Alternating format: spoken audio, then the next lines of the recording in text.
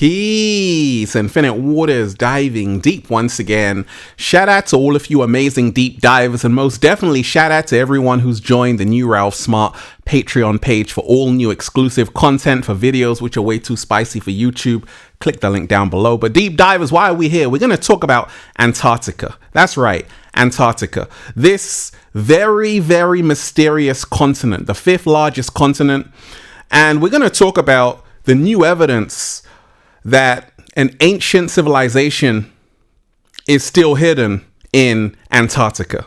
Now, a lot of people are like, what? Well, you see, deep divers, there are so many things we don't know about. And in this video, we're really going to dive deep. Once again, every one of my videos is designed to help you become your greatest version. Okay? I want everyone to hit that like button right now if you support the real. Once again, smash that like button right now if you support the real, because we got a whole lot to talk about. Let me tell you this, deep divers, the truth shall set you free. There are so many things we don't know about, especially about Antarctica. Now, a lot of people are like, Ralph, Antarctica is not going to affect my daily life, right? Well, that's what you might think. But what if I told you, if you knew that there are so many things that have to be uncovered with Antarctica that actually could free your mind, because everything we've learned at school is up for questioning. So get ready. Deep divers, let's breathe. Let's go. Woo! Breathing in that good ass prana, baby. Raising the frequency, raising the vibration. Deep divers, sprinkling that good ass energy on you right now. Take that, take that, take that. So let me shout out to everyone who is opening their minds, expanding their minds today. Expanding their minds today. And if you are watching this video, this is your confirmation that so much good is coming your way.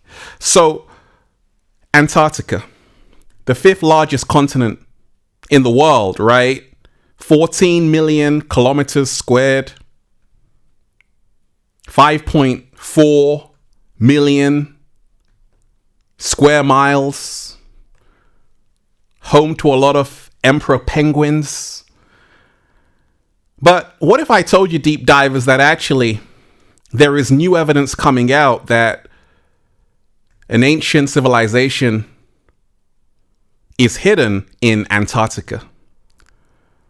We got a whole lot to talk about, and we ain't even had breakfast yet. Can I get a hello? So once again, deep divers, I'm always reminding you that the truth shall set you free.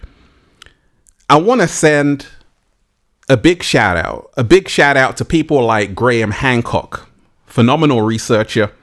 Also, Billy Carson, I've had him on the show. He's really dived deep, and I'm going to play you one of his videos because he really knows a lot more than me about this topic. But it is fascinating to realize that actually everything that we know about Antarctica is up for questioning. And once you hear his information, which I'm about to play, you're going to be blown away. But let me share with you what I've found from my own research. So a lot of people aren't really hip to Antarctica, what really happens there. It's kind of like a big mystery, right? People can travel there, but only during certain months of the year. It's like, okay, what happens on there? What happens there, right? What happens over there? Apart from penguins just dancing with a cat down the road. When we remind ourselves, deep divers, it was in 1928 to 1930, you had Admiral Byrd, right? Admiral Byrd, who was a naval commander who actually went there. And remind yourself, Antarctica was actually only discovered in 1820.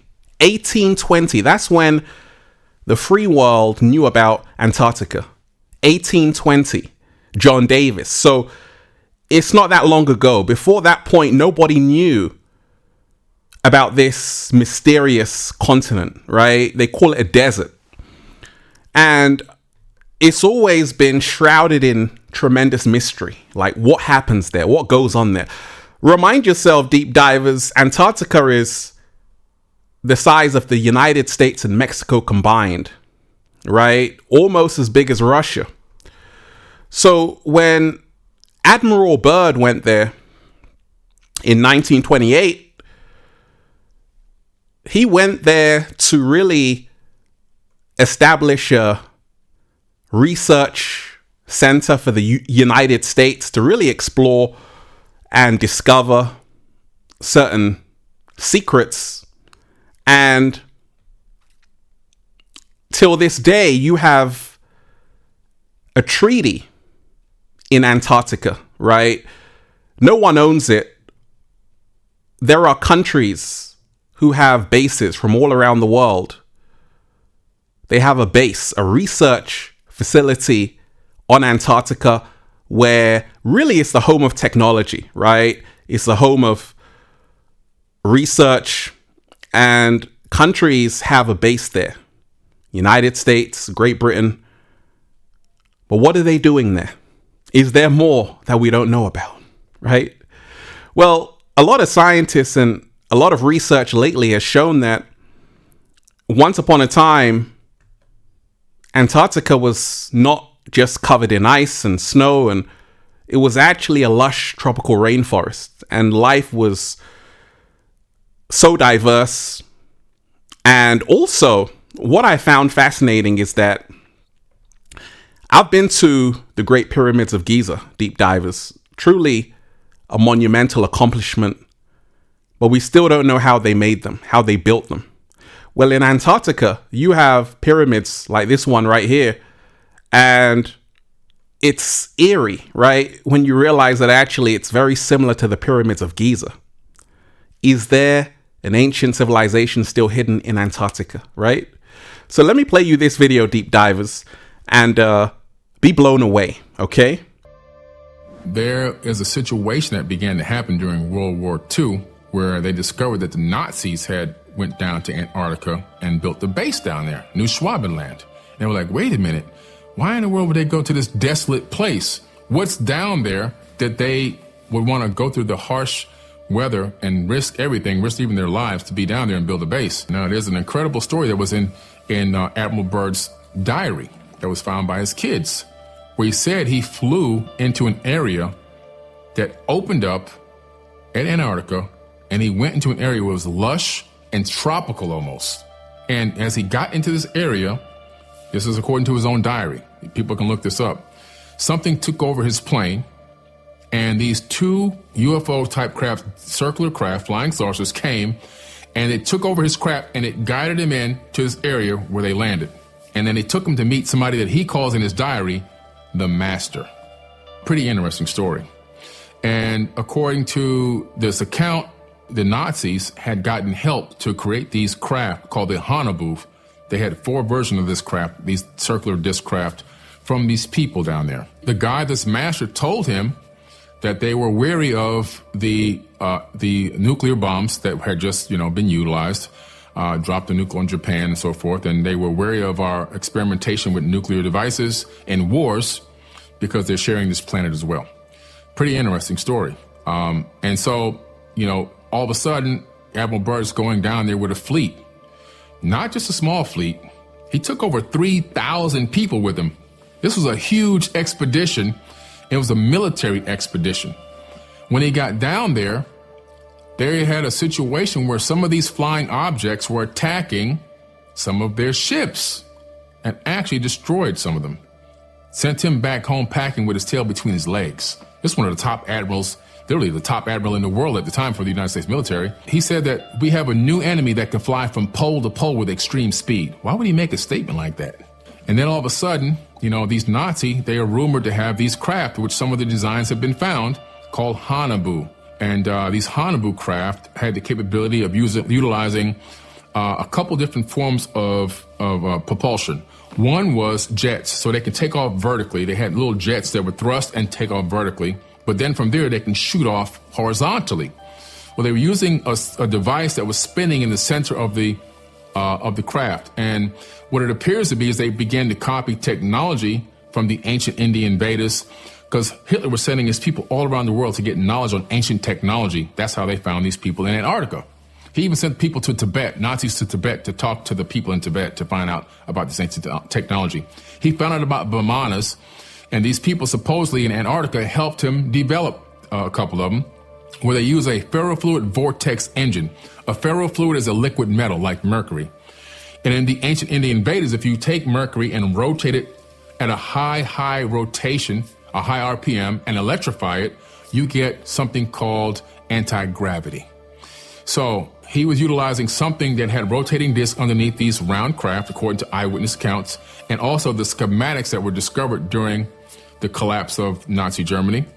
And it's pretty interesting that I think besides the uranium that's down there in Antarctica, which obviously you know what uranium's used for, right? Nuclear power plants and also nuclear weapons. There's mountains of, Admiral Byrd said there were mountains of coal with no ice caps. No ice caps, his exact words, and I can give you a copy to this video. His own mouth is saying, no ice. Mountains of coal that can satisfy the world's need for coal for a very, very, very long time. Also, there's plutonium down there.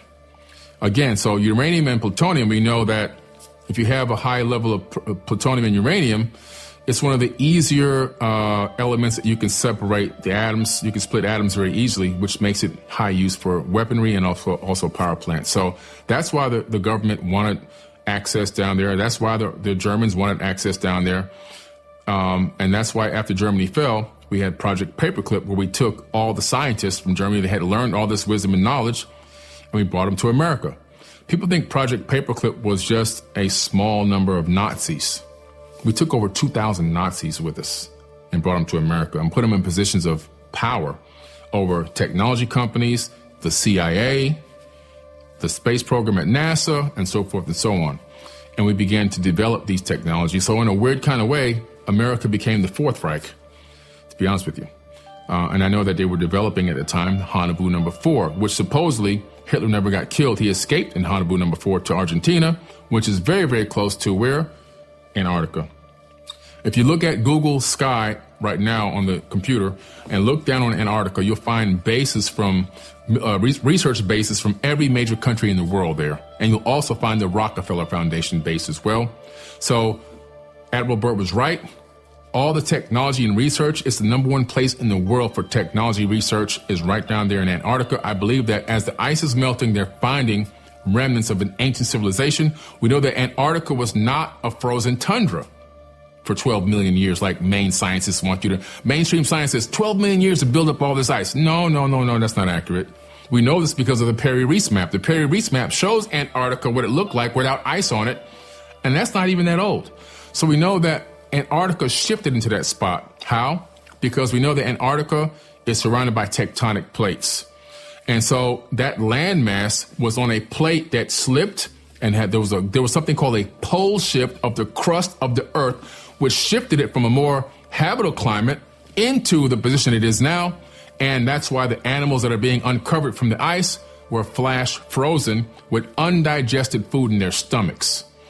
And there's an entire advanced civilization there, including some of the largest pyramids on Earth, right in Antarctica. Like they make the one at Giza, the Great Pyramid, look like, a buggy, a dune buggy. I mean, these things are super massive. There's only a couple things we know. Like one of the pyramids is 2 kilometers by 2 kilometers by 2 kilometers by 2 kilometers at the base. Wow. The height is just, it's massive. It's way up there. Like, it's in the thousands of feet.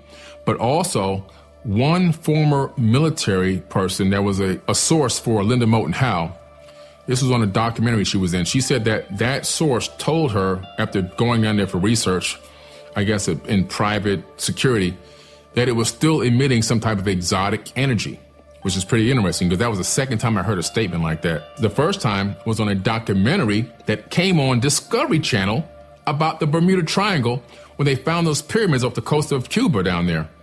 All right, which is clearly scanned. Everybody knows that they exist.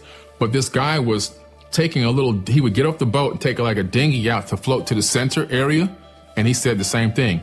Some type of exotic energy was draining his batteries on his cameras. He had to try 3 times to get this thing recorded properly. He said exotic energy. And what's interesting is if you take a perfect line and draw it from the tip of the Bermuda Triangle, the center of the Bermuda Triangle, straight through the Earth, you come out at the Yonaguni Pyramid at the Dragon's Triangle in Japan, which is also rumored to have disappearances and exotic energy and all this other crazy stuff. So in some way, these pyramid structures around the world are all linked with potentially portals of some type or energetic portals. The Antarctica Treaty. Do you know about this? Yeah, that treaty was to allow peaceful collaboration of research and science down there, no war zone. You can actually go down there. There's a guy who's got a new show on my TV network called, his name is Brad Olson. It's called The Secrets of Antarctica. He went down there, and so we're documenting the whole thing. He went down there, he pulled up on the research facilities. He had to get approval to come on land. They wouldn't let him inside of the facilities, but he did get a chance to go down there. So people who say it's impenetrable and no human being could, no civilian can get there, that's actually not true. You actually can. It's very expensive and it's very taxing on the body, but you can get down there. And so it's pretty interesting. So that'll be coming out soon. But there's an opening next to these research facilities. And this is why I believe they made this treaty, this sharing of information treaty or whatever. There's a 30-meter wide opening there. You can see it on the Google Sky thing. And what's interesting, on Google Earth, I'm sorry. And when you look at it, like, what's in there? Now, why are they over here? And why are they so close to this gigantic opening? What's in there? I think the answer is whatever Admiral Byrd came across, or whatever they're coming across, I think it's linked. I think there's a remnant of an ancient civilization in there that possibly is still there, and they're in communication with them, in my opinion. Another thing that backs this up, I took a remote viewing course with Major Ed Dames, Project Stargate, former CIA, United States. And his project was for remote viewing. So I took a course with him several years. He was my actual teacher, my direct teacher. It wasn't like I was under some other people that worked with him. No, he was my direct teacher. There's pictures of me with this man. And he told me that there's beings that have easy and free access to come and go as they please from Antarctica. At one of these classes, class was over. It was like a 10-hour class. We were just sitting around talking, having a casual conversation. He told me a few other things, but that was one of the things that kind of stood out. And he says they come and go as they please because nobody can stop them. Are you familiar with the bell?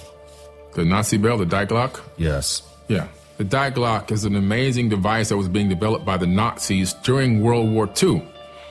This Die Glock, again, technology that they learned about through an advanced civilization that they were in communication with through the Thule Society.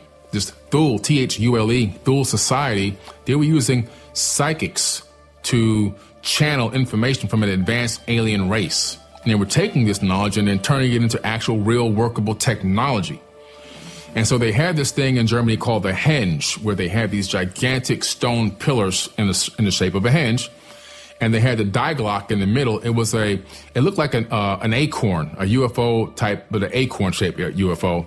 And it had these multi-counterclockwise spinning pieces on it that was spinning all different ways.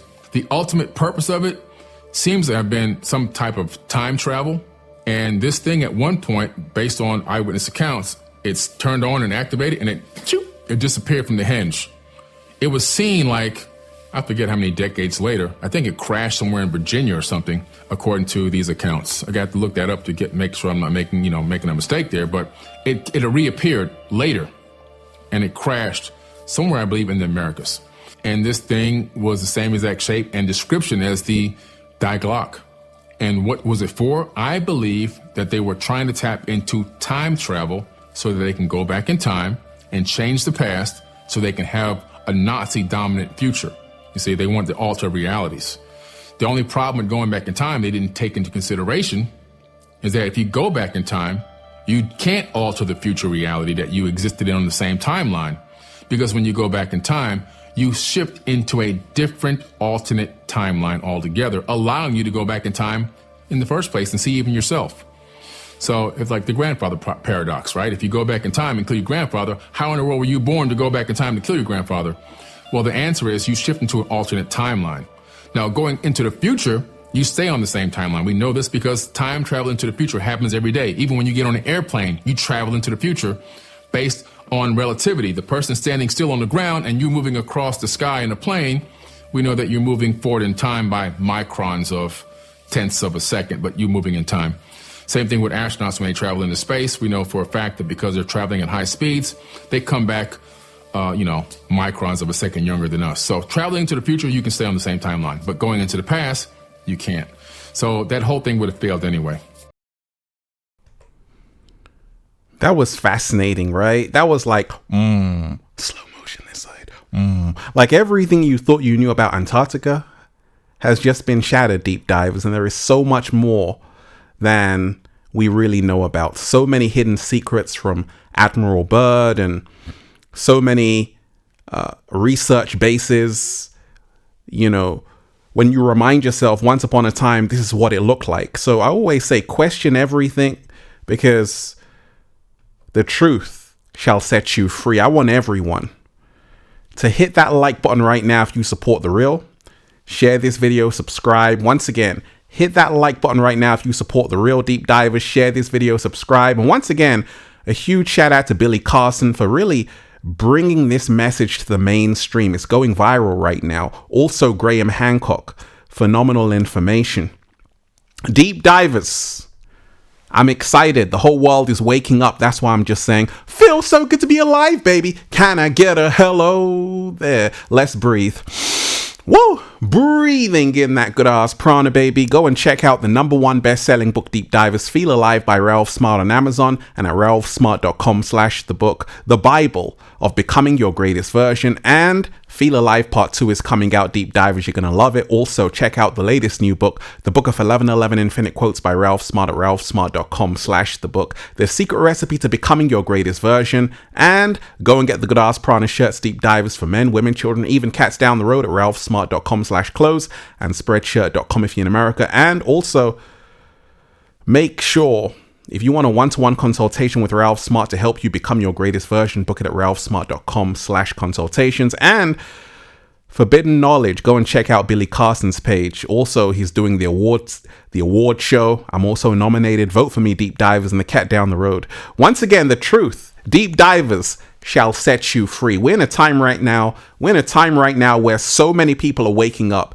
Everything they gave you in history is now something that you have to question. And once you do, it will lead you to a whole new truth about what this world really is. Peace. Infinite waters diving deep once again. Stay well, stay healthy. Peace. Once again, Deep Divers, make sure you hit that like button right now if you support The Real. Hit that like button right now if you support The Real Deep Divers. Share this video, subscribe, and let me know your thoughts about this.